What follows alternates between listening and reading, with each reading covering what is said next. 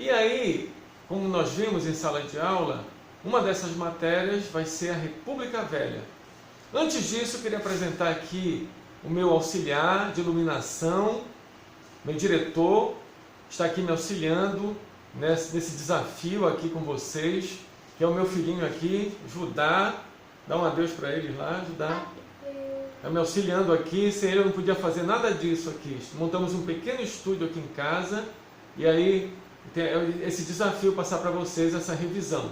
Então vamos lá. A República Velha, na verdade, para entendermos o que foi a República Velha, nós temos que entender aí a realidade, o contexto do segundo reinado, o contexto final do segundo reinado. Porque o segundo reinado, que era governado pelo imperador Dom Pedro II, já estava bastante desgastado. Por quê?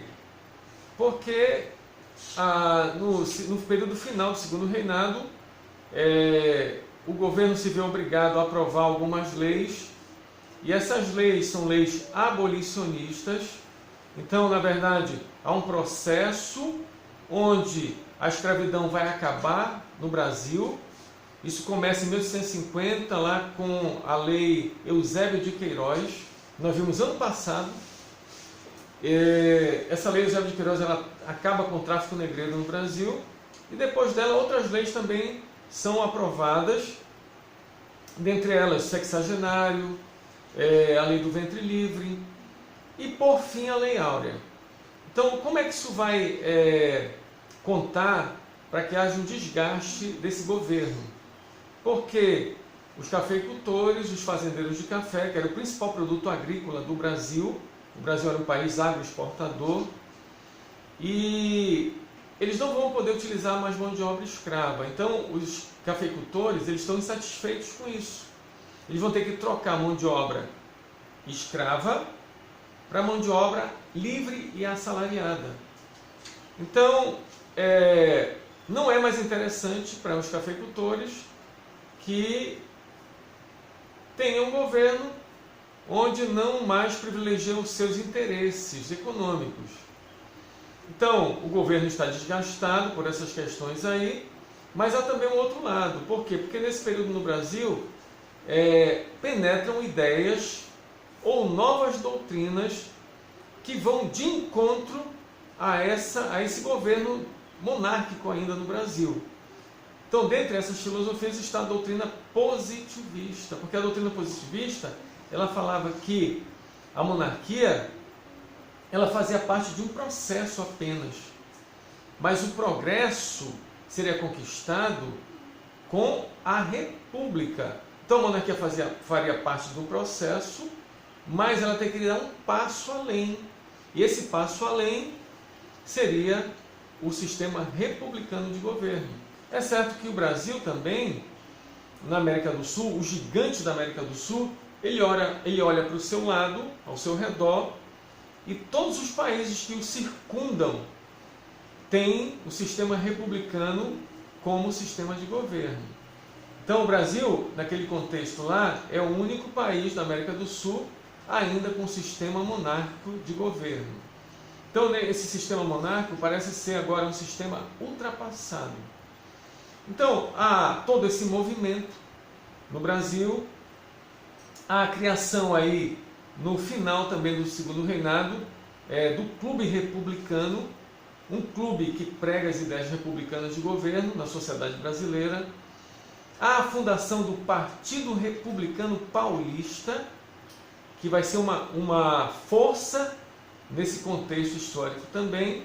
Por quê? Porque o Partido Republicano Paulista, ele vai, durante a República Brasileira, a República Velha, ele vai ser uma das maiores forças políticas, junto com o Partido Republicano Mineiro. Então a fundação do Partido Republicano Paulista também conta aí para o desgaste do segundo reinado também brasileiro. Então o que vai acontecer aí? Os cafeicultores aliados agora a uma grande instituição, ao Exército Brasileiro, tramam um golpe de Estado, e esse golpe de Estado vai acontecer em 15 de novembro de 1889.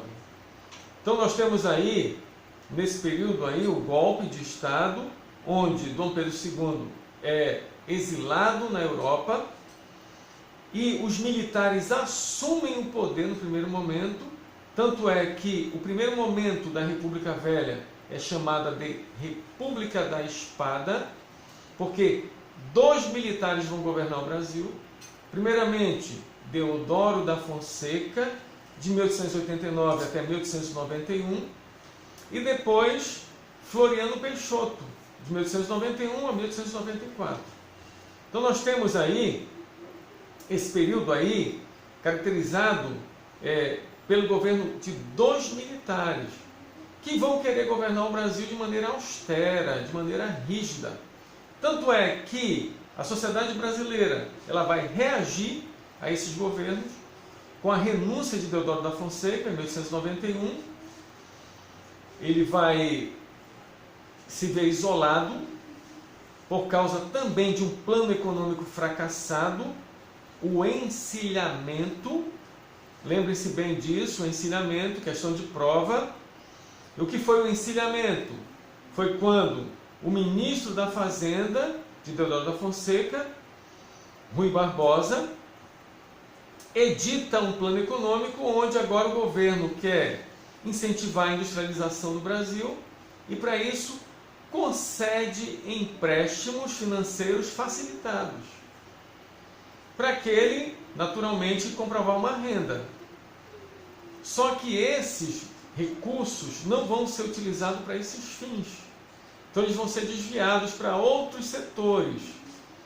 Então, o plano vai fracassar. E por que é chamado de encilhamento? Porque, pela forma como ele nasceu, como ele era feito, realizado, parecia, na verdade, uma jogatina, um jogo ou aposta em corridas de cavalo.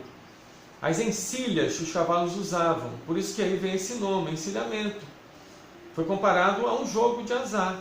Então, esse plano fracassou no governo de Deodoro da Fonseca, aumentou a recessão no Brasil, desemprego, aumentou a inflação, fracassou, e aí isso também contou para que Deodoro da Fonseca se sentisse isolado e renunciasse ao seu governo em 1891.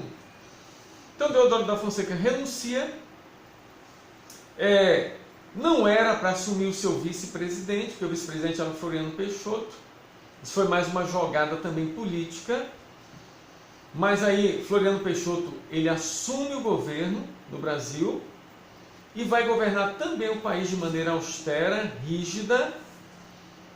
Vai também se sentir isolado, vão ter revoltas contra o seu governo, mas ele, ao contrário de Deodoro da Fonseca, vai resistir, vai conseguir contornar essas revoltas e vai se manter no poder até 1894, quando ele vai entregar o poder agora à sociedade civil. Aí nós vamos ter o primeiro presidente civil da República Velha, que foi o Prudente de Moraes. Então, essa é a primeira parte da aula sobre República Velha. Espero que você tenha aí aprimorado os seus conhecimentos, tenha aí